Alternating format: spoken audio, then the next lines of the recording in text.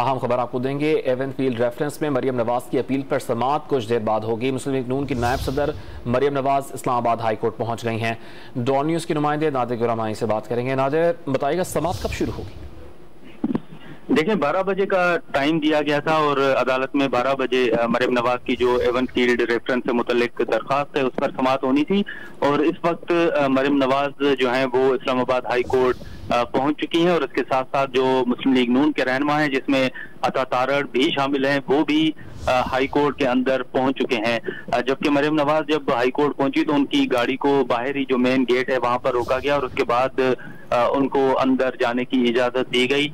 Overall जो इस वक्त अगर सिक्योरिटी की बात करें तो सिक्योरिटी के इंतजाम भी हमें सख्त नजर आ रहे हैं, लेकिन मरियम नवाज की गाड़ी को मेन गेट तक आने की इजाजत दी गई।